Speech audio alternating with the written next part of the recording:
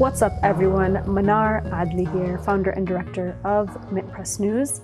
Charlie Kirk's assassination has dominated the headlines around the world, and both media and politicians are climbing over themselves to denounce the shooter and claiming there's no room in this country for political violence. Yet, just days ago, Israel assassinated a foreign head of state, killing Prime Minister Ahmed Ghaleb Nasser al-Rahawi of Yemen.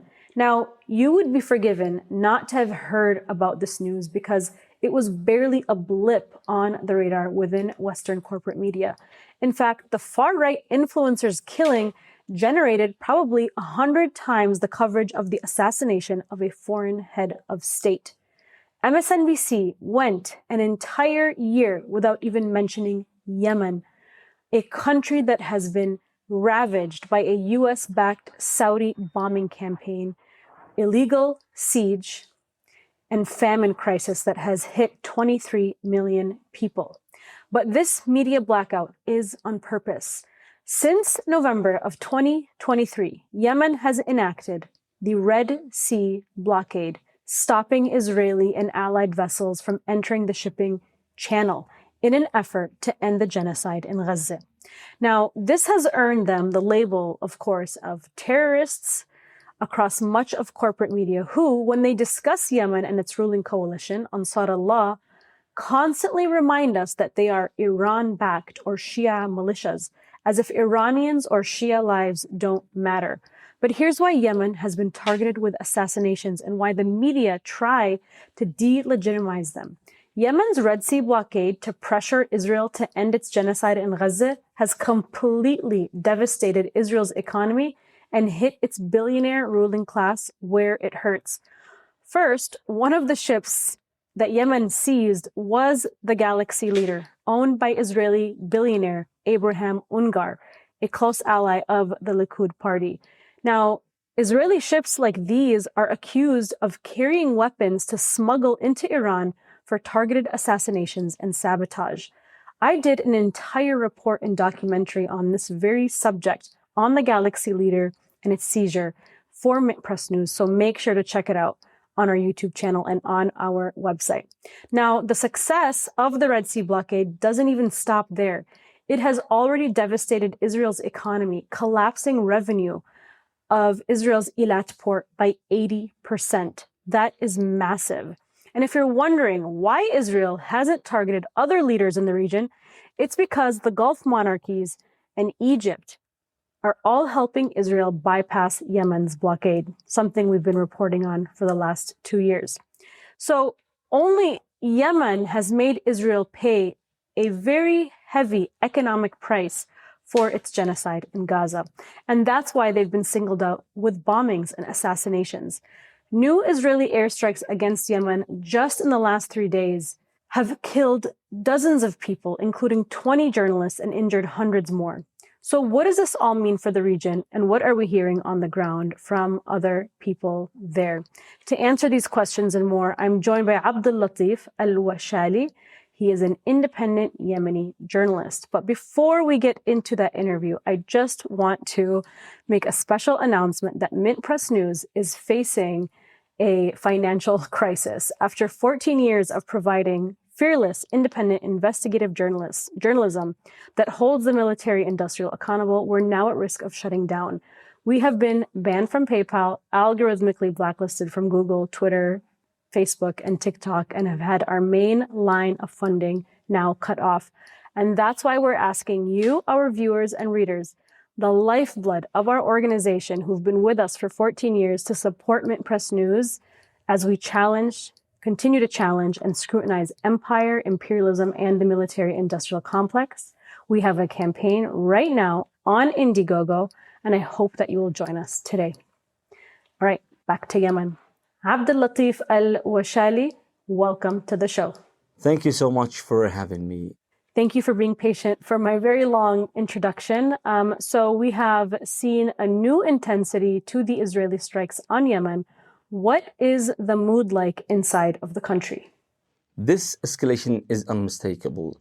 Israel may have believed that its attacks will intimidate the Yemeni people, will destabilize Yemen. But the opposite has happened. The Yemenis today are more insistent than ever. They insist to stand with the Palestinian people, despite all the Israeli crimes committed against the Yemeni people. Today, Yemenis, when they go to the streets, when they stand with Palestine, when they even join the Yemeni armed forces for armed struggle, they are more powerful than ever. The attacks did the opposite to the Yemeni people. Yemenis are not afraid. They will keep supporting the Palestinian people.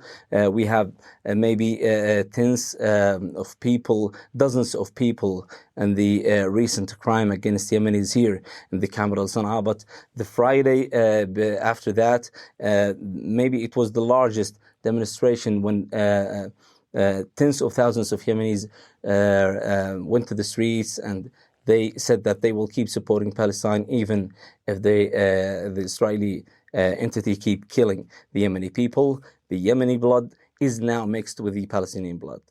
And only 2 weeks ago, Israel assassinated Prime Minister Ahmed, Ghaleb, Nasser, al-Rahawi.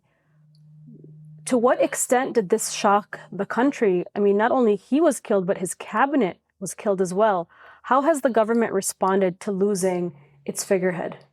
Yeah, it was a shock for the Yemeni people. On August 28th, 2025, the Prime Minister Ahmed Ghaleb al-Rahawi and several cabinet ministers were killed in an Israeli strike against Sana'a. It was a shock for the Yemeni people, but at the same time, it was a clear message from Israel that everyone now is targeted. It's not just a war against Gaza or against Yemen, it's a war against the entire region. So such attack and such a crime should unite the entire Arab world to stand against the Israeli entity. They should be united, to stand against these crimes, these violations. The Prime Minister and the ministers were civilians, just like me and everyone else here in the country, and they were targeted. So it was a clear violation of international law, and it was a clear message for the entire region that everyone is targeted. Today, the Israeli strikes are against Yemen. Tomorrow, they will be against other countries in the region. So it was a clear message.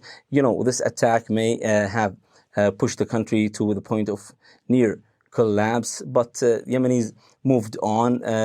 They are back in their government. They are back in the Yemeni armed forces after the attack.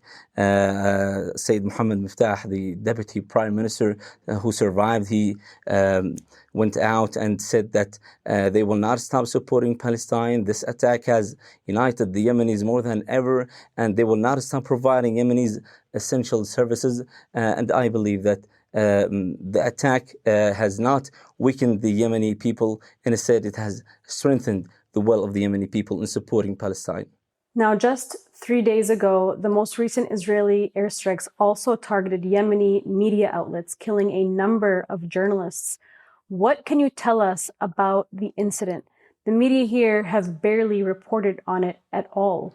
On September 10th, 2025, an Israeli strike hit the Moral Guidance Building alongside 26 September Journal. There were several airstrikes. It's a very populated area. It's a very crowded area. It's downtown. There is a bus stop near to this building. I was there, I believe 15 minutes before the attack. I walk by that street every single day. All the people were there. It was a crowded day, even more. And unfortunately, the attack happened.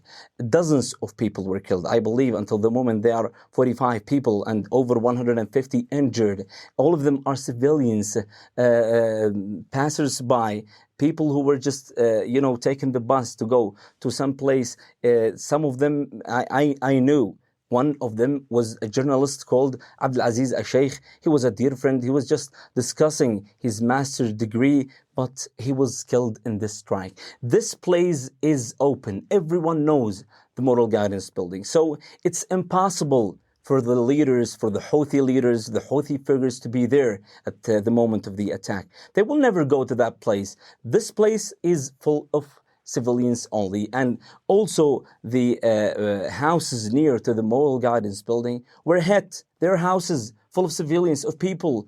Al-Dhamadi, they were killed. I believe 15 people of Al-Dhamadi, they were killed in this attack. So it was a clear crime, a clear violation of international law. It was a massive crime, one of the deadliest attacks of Israel against Yemen. But unfortunately, until the moment, we've not seen anyone condemning this attack.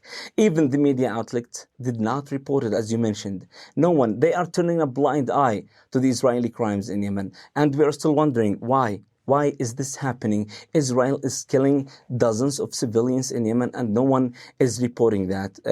But I believe that is not the problem for the Yemeni people. They will keep standing with Palestine. And we've seen people who survived the attack. They were full of dust saying that this attack will not stop them from supporting Palestine. And they feel like they're now part of Gaza more than ever. The Red Sea blockade has completely devastated Israel's economy, with the Eilat port filing for bankruptcy and losing about 80% of its revenue. Does Yemen see its blockade as having an impact to make a difference for the people of Gaza? And in what other ways is this affecting Israel? The Red Sea blockade has shaken the foundation of Israeli economy. You know, Israel depends on shipping in its economy, and Yemenis know that, and they have taken the advantage of shoring the Red Sea. The Yemeni armed forces have attacked or seized Israeli-linked vessels. Galaxy Leader was seized, and other ships were attacked and drowned in Yemeni attacks. Eilat port has declared its bankruptcy. They have stopped operating. They have stopped receiving any ships and any merchandise. They do nothing at the moment. So Yemenis have succeeded in blocking Israeli shipping routes. The Yemeni attacks and the Yemeni army has been attacking and using their new developed and locally, domestically developed weapons in their attacks, and this has surprised not only the United States or Israel, it has surprised the entire world. Yemen has entered in a direct battle with the US and Israel, and the U.S. administration has entirely failed to stop the Yemeni attacks against the Israeli vessels. Otherwise, or I believe that instead, the Yemeni army has escalated its attacks in that period of time when the U.S. was trying or attempting to stop the Yemenis from attacking these attacks. So, the other impact was that the insurance, the rates of insurance has doubled, tripled, quadrupled. Yemenis have succeeded in blocking and impacting the Israeli economy. So they know how to hurt the Israeli enemy. They know how to do that, and they have succeeded. And I believe that the country here, Yemen, was in a war with Saudi Arabia for a long time, 10 years or more, but they have never used the card of the Red Sea. They have never attacked anyone in the Red Sea. For 10 years, they are the Saudi Arabia, with backing from Washington and even Israel, they are waging a war against the country, blocking the country, starving the Yemeni people. But the leadership here did not use the card of the Red Sea. They did never attack even Israeli-linked vessels in that period of time. But when it comes to Palestine, when it comes to a direct war, a direct genocide being impacted or implemented from Israel against our people in Palestine, the Yemeni leadership decided now to take the advantage of shoring the Red Sea, to attack Israeli-linked vessels, to hurt the Israeli enemy for the sake of saving our people in Palestine. The media loves to talk about Yemen through a sectarian lens to dehumanize the people there. And while Yemen has been the target of sectarianism by the United States, Saudi Arabia, and the UAE, tell me more about how the people of Yemen have united and even Saudi-aligned forces putting down their arms to join Ansarullah to support Gaza. Every Friday, thousands and thousands and tens of thousands of Yemenis, they gather in several cities and squares to say we will stand with Palestine. In Sana'a, Damar, Hajjah, Hudaydah, in many cities, they gather in the streets, they go to the streets to say that they will keep standing with Palestine, they will support Palestine no matter the cost. So Yemenis are united when it comes to Palestine, and we've been living for thousands of years with no problems. Sectarianism is something new for the Yemeni people. It was exported to us by Saudi Arabia, but as I lived, and everyone knows that we've been living together from the north, from Sa'da to Aden, from Al-Hudaydah to Hadramaut. We are all one society. We are tied with social bonds.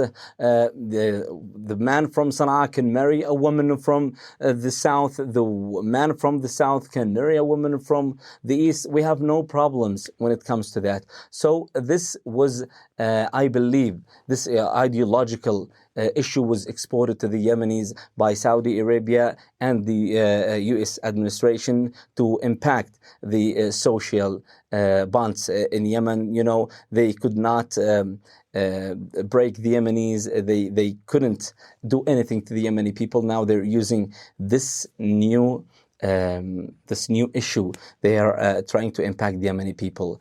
I believe that the love of Palestine is something essential for every Yemeni. We were raised on the love of Palestine since our childhood. I believe when I was, and I remember when I was a child, we were raised on the love of Palestine and Al-Quds. Al-Quds is the most sacred thing in our lives. So I believe that nothing can break the Yemeni people or deter the Yemeni people from supporting Palestine.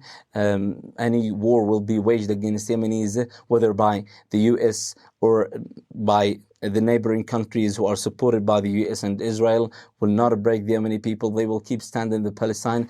Now, the blood of the Yemeni people is mixed with the Palestinian people. We are one people, one cause. Yemenis will continue standing with Palestine until victory, inshallah. And now for over a decade, Yemen has been under attack from a Saudi-led coalition, causing untold hardship on the country. In fact, until the Gaza genocide, the United Nations actually called Yemen the world's worst humanitarian crisis. 23 million people in Yemen are starving right now. How is the humanitarian situation in Yemen today? You know, for 10 years, the Saudi-led coalition, which was backed by Washington, was waging a war against Yemen. They have targeted everything. They have destroyed the infrastructure.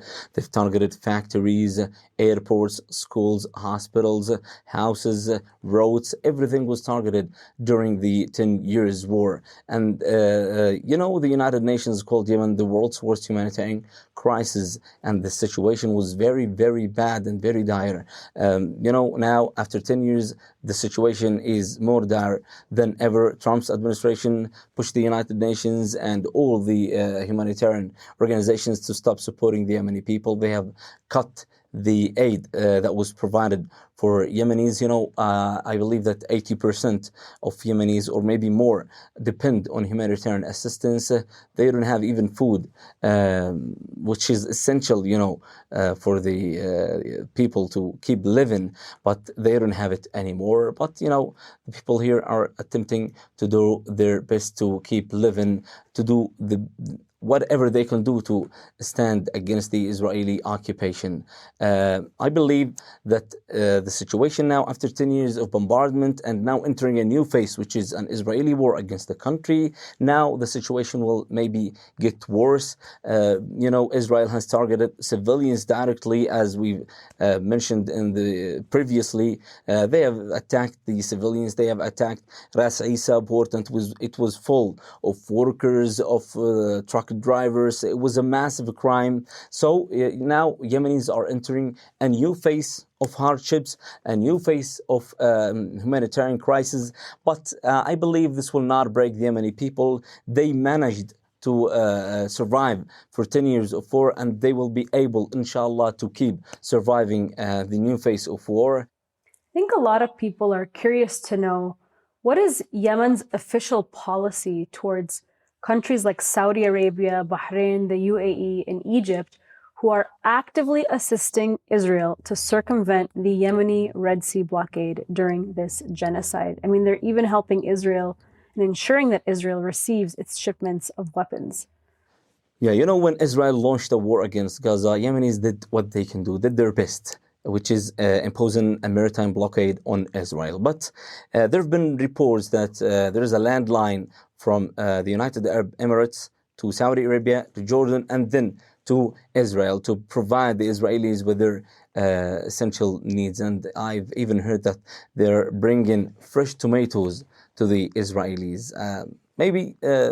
I believe that now it's the rule of the peoples, because who is supporting the Israeli regime is the Arab regimes, the regimes, not the people. I believe now it's the rule of the people to stand and say something. I'm not asking them, and we're not urging them to have an armed struggle against the regimes. We're not calling for chaos, just to raise your voices, to say something that this is wrong, what is happening is wrong. Tell your regimes that they can't do this, they can't support the Israeli enemy, they can't elevate the impact of the Yemeni blockade on the Israeli maritime. It's now your turn to raise your voice. We've seen peoples in Europe raising their voices, going to the streets, having protests, they're saying no to the regimes, and they are Europeans, they are not even Muslims. And unfortunately, we are seeing the Muslim world turning a blind eye to the suffering of our people in Gaza.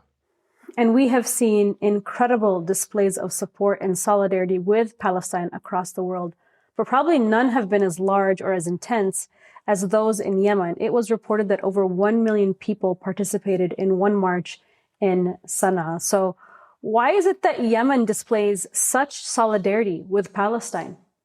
Yeah, every Friday since the beginning of the Israeli war on Gaza, every Friday people have been going to the streets. They go every week, every Friday. Millions of people, not only in the capital Sana'a, but in several cities, they go to express their solidarity with the Palestinian people, to to prove to the world that Yemenis will continue supporting Palestine no matter what's the cost. So, why is that happening? I believe that even this happens because the Yemeni people have been alone when they were under war and siege by Saudi Arabia and its allies, which was started in 2015. It was a forgotten war. We've been alone. Yemenis have been alone. They were facing the Saudi war alone. Even the media was turning a blind eye to the suffering of the Yemeni people, and even though it was described by the United Nations that it was the world's worst humanitarian crisis, but no one did anything for the Yemeni people. Now Yemenis feel what the Palestinians now are facing. So they go to the streets. They are trying to prove their support for Palestine with every mean available. They will do anything. They will sacrifice themselves. Yemenis have even expressed their readiness to join the Yemeni army and to go to defend the Palestinian lands, to go and fight the Israeli regime. So I believe that the blood of the Yemeni people is mixed with the Palestinian people. They're one people, one cause, and this will continue until victory, inshallah. Abdellatif, thank you so much for being here today. I know it's been a difficult week inside of Yemen with the loss of so many journalists and people and political figures, but we appreciate your time and hope to have you on again. Thank you. Thank you so much for having me and for this opportunity.